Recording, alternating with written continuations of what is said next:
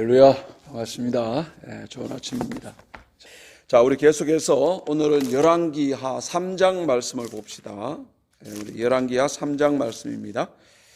북이스라엘 왕 아합이 이제 죽고 그 아들 여호람이 왕이 되자마자 그 아합 때는 조공을 바치던 모압이 이 아합이 죽고 나서 이스라엘을 배반한 겁니다. 그래서 조공을 바치지 않으니까 그 이스라엘 왕 여호람이 이걸 그냥 있을 수가 없겠죠.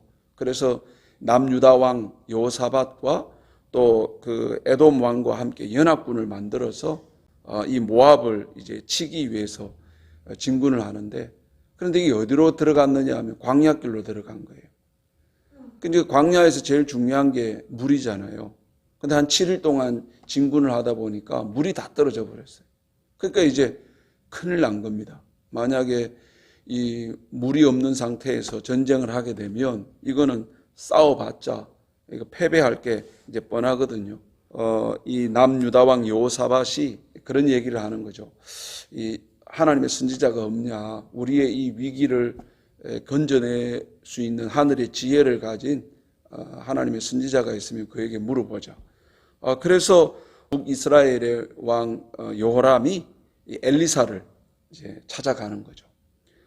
그 엘리사가 북이스라엘 왕을 보자마자 격분을 하는 거예요. 왜 그러냐면 평소에는 뭐 바알 우상 의지하고 또 아세라 우상 의지하고 평소에는 자기 아버지 아합이 얼마나 많은 우상을 섬겼고 또 이세벨이 바알 선지자 그 선지자를 의도적으로 양육을 하고 또 아세라 선지자의 아세라를 섬기는 우상 숭배하는 그 제사장을 양성을 하는 그런 일을 했단 말이에요. 이 엘리사가 그걸 아니까 왜 너희 아버지가 물어보던 그 선지자한테 가지고 왜 나에게 왔냐 이런 얘기를 이제 하게 되는 거죠.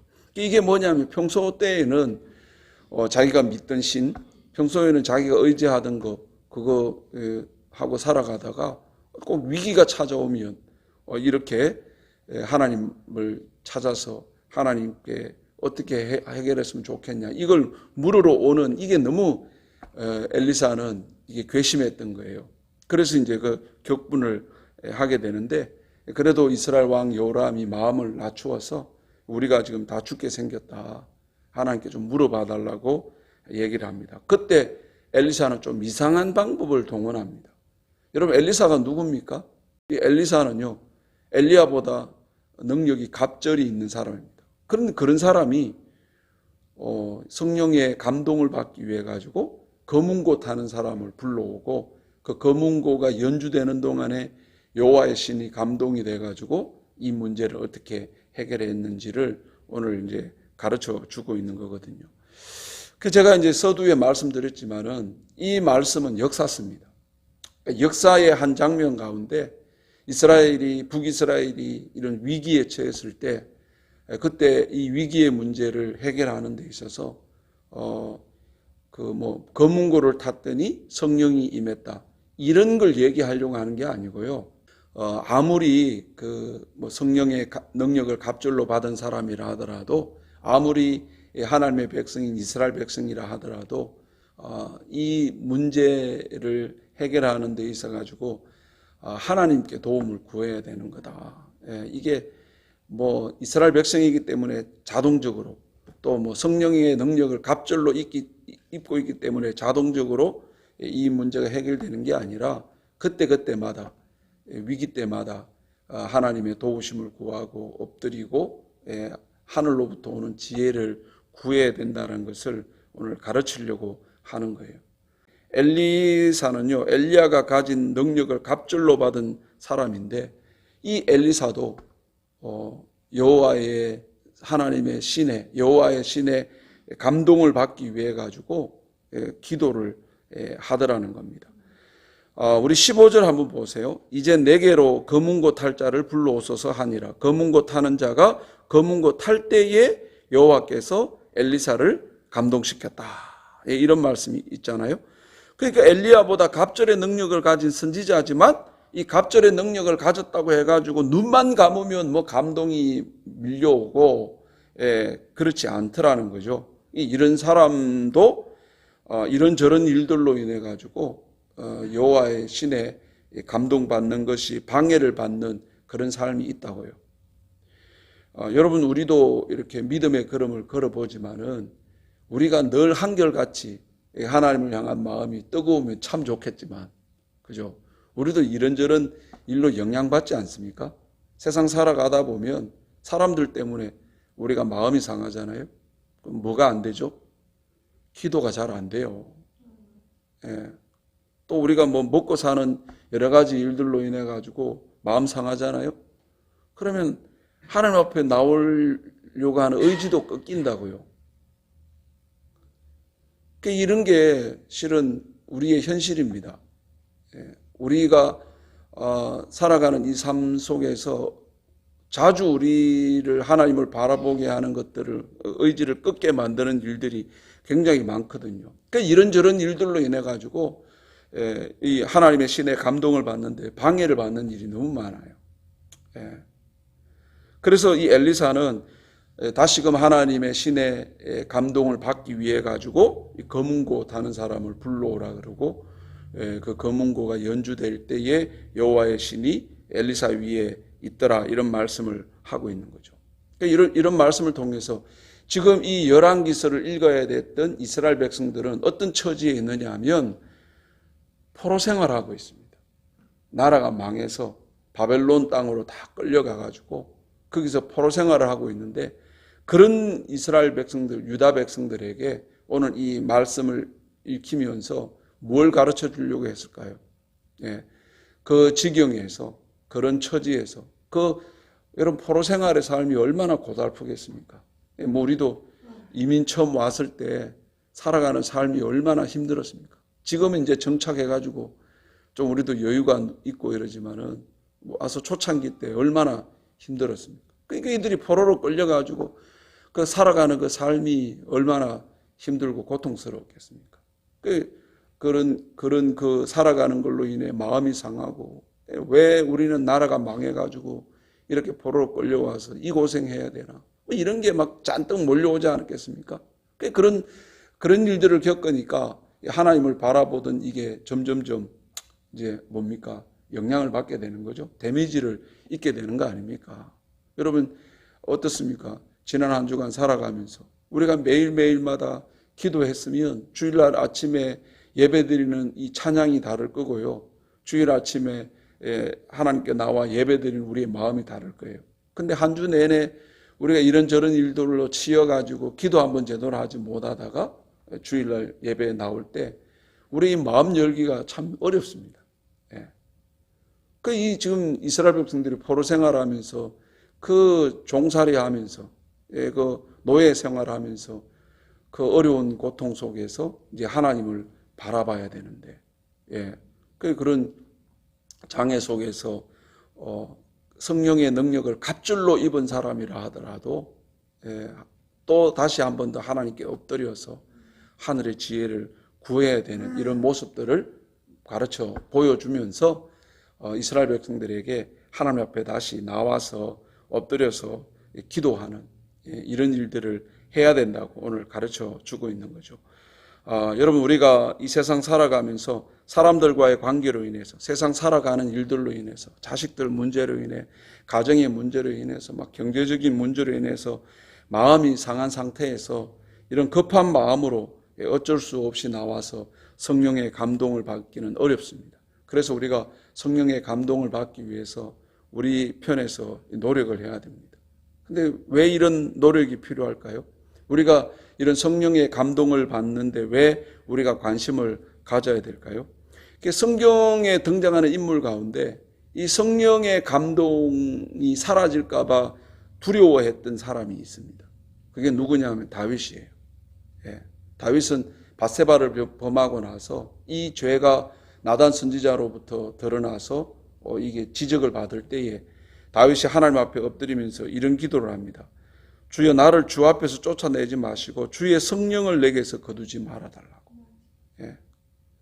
여러분, 다윗이 뭐 왕자리도 중요한 게 아니고 뭐 돈도 중요한 게 아니고 권력도 중요한 게 아니고 자기에게 있어서 제일 중요한 게 뭐냐? 주의 성령이 떠나는 거예요. 예. 주의 성령의 감동이 줄어들어 버리면 이거는 인생 사는 게 사는 것 같지 않는, 그걸 너무도 소중함을 잘 알고 있거든요. 또 한 사람이 나오는데 요셉입니다. 요셉은요, 하나님의 신에 감동된 사람입니다. 이걸 바로가 그걸 증명해 주거든요. 창세기 41장에 바로가 그 신하들에게 이르되 이와 같이 하나님의 영에 감동된 사람을 우리가 어찌 찾을 수 있으리요 하고 요셉에게 이르되 하나님이 이 모든 것을 내게 보이셨으니 너와 같이 명철하고 지혜 있는 자가 없도다. 너는 내 집을 다스리라. 내 백성이 다 너의 명령에 복종하리니 내가 너보다 높은 것은 내 왕자뿐이다. 이게 이집트 왕 바로도 여호와의 성령에 감동된 사람이 얼마나 중요한가를 그도 고백을 합니다. 여러분, 이 요셉이 얼마나 억울한 일을 많이 겪었습니까? 그 10대 나이에 형들로부터 시기를 받아가지고 이집트의 노예로 팔렸잖아요. 또 이제 노예 생활에서 가정이 총무가 돼가지고 뭔가 좀 괜찮다 싶은데 또 오해를 받아가지고 누명을 써서 감옥살이를 하게 되지 않습니까? 그러니까 요셉이 하나님의 신에 감동되지 않았다 한다면 요셉은 진작에 인생 포기했을 거예요. 혹은 살았어도 마음에 이 복수의 칼날을 갈고 내가 어느 때 이 인간들 내가 다 죽여버릴 거야. 이런 복수의 칼을 갈지 않았겠습니까? 그런데 이 요셉이 하나님의 신에 감동되어 있어서 그 억울한 일을 겪었으면서도 요셉은 인격이 나쁘게 변하지 않고 신앙이 타락하지 않고 오히려 더욱더 그 아름다운 신앙으로 다듬어져 가는 것들을 봅니다. 이런 수많은 어려움과 위기와 역경 속에서도 이런 걸 견디게 하는 힘이 뭐냐? 여호와의 신의 감동. 이게 중요하거든요. 오늘 본문에도 이 엘리사도 이 하나님의 신의 감동을 받기 위해 가지고 이 거문고를 타고 그 소리를 들으면서 그 엘리사도 상에 있던 그 마음이 회복이 되어서 하나님의 감동을 받게 되고 이 위기의 문제를 해결하는 이런 것들을 보게 되지 않습니까? 여러분, 우리가 눈만 감으면 막 능력이 쏟아지고 그런 거 아닙니다. 우리도 애를 쓰셔야 돼요. 시간을 내서 성령의 감동을 기대하셔야 되고 시간을 내서 하루에 조금이라도 시간을 내서 하나님을 바라보는 그 시간들이 우리에게 필요합니다. 여러분 우리가 대단한 것 같습니까? 그렇지 않습니다. 우리 조그마한 그 말 한마디에 우리는 상처받아가지고 기도해야 되는 시간도 다 그냥 날려버리고 하는 게 우리 아닙니까? 그죠? 그래서 오늘 이 엘리사가 여호와의 신의 감동을 받기 위해서 이런저런 준비를 해서 여호와의 신에 감동되어지는 이런 것들을 보면서 우리도 이런 여호와의 신의 감동을 받기 위해서 우리 편에서 준비해야 될 일들이 있다. 그 다음에 이 여호와의 신에 감동된 이 지혜가 얼마나 놀라운가. 우리가 이걸 또 묵상하게 되어지는데요. 이제 이게 그 군사들이 물이 없으면 이제 이걸 전쟁을 해봤자 이거는 이제 실패하는 거나 마찬가지인데 이 문제를 어떻게 해결하느냐 하면 이제 여호와의 신에 감동된 엘리사를 통해서 이 위기의 문제를 해결을 하게 되어집니다. 근데 엘리사가 뭐라고 얘기하느냐 하면 하늘에 구름이 있어야 비를 기대할 텐데 너희는 하늘에 구름을 안 보더라도 하나님께서 여기 우리가 파놓은 이 고랑에 하나님 물이 몰려들어서 너희들 물을 마시게 할 거다. 이렇게 말씀을 하는데 정말로 바로 그 다음날 그 일이 벌어지게 된단 말이에요. 여러분 이런 일들을 통해 가지고 여호와의 신에 감동되어서 어떻게 이 문제를 해결하게 되는가를 이게 보게 되는데 이 모압 땅은요 어떤 곳이냐 하면 요단강 근처에 있단 말이에요. 요단강은 우기 때 범람을 하게 되는 시기입니다.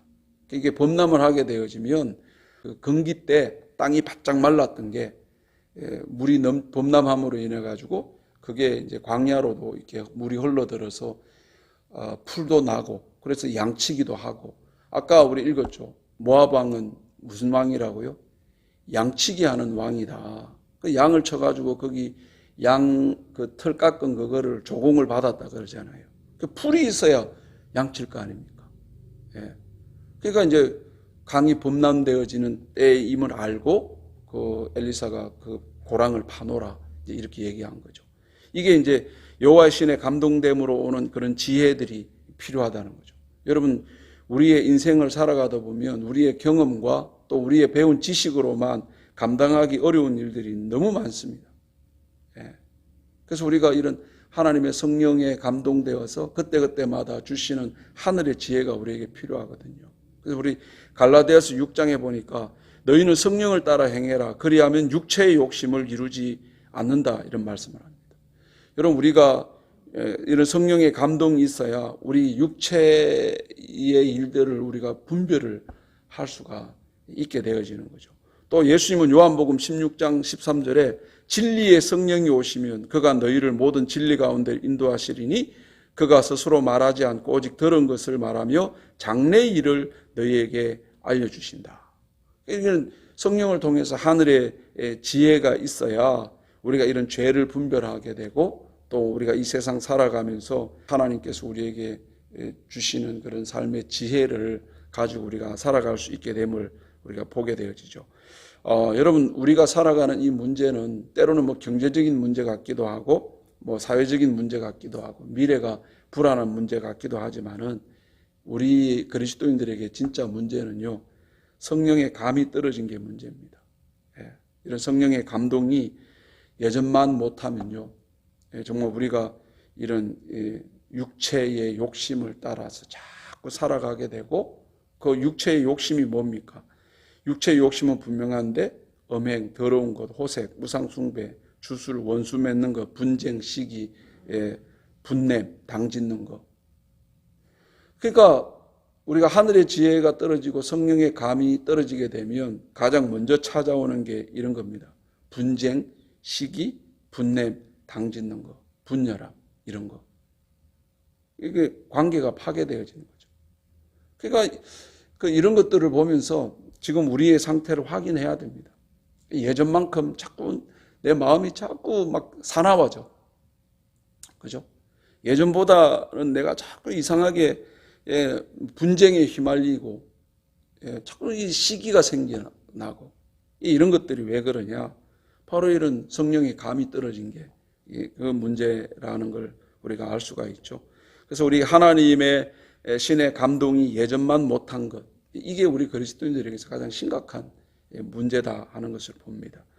여러분, 우리의 이 허전한 마음을 달래기 위해 가지고 다른 데서 감동받으려고 하지 말고 다른 것으로 채우려고 하지 말고 우리가 다시금 엘사처럼 하나님 앞에 엎드려서 성령의 감동을 좀 회복시켜 주시기를 기도하는, 그게 여러분 우리가 회복이 돼야 되겠죠. 우리 겪게 되어지는 모든 일들과 또 이 하루 살아가는 삶 속에서 벌어지는 일들 속에서 우리 하나님 하늘의 지혜를 저에게 다시금 성령의 감동이 회복이 되어서 이 하늘의 지혜를 가지고 살아가는 삶이 되기를 우리 아침에 같이 함께 기도하는 그런 새벽이 되기를 바랍니다.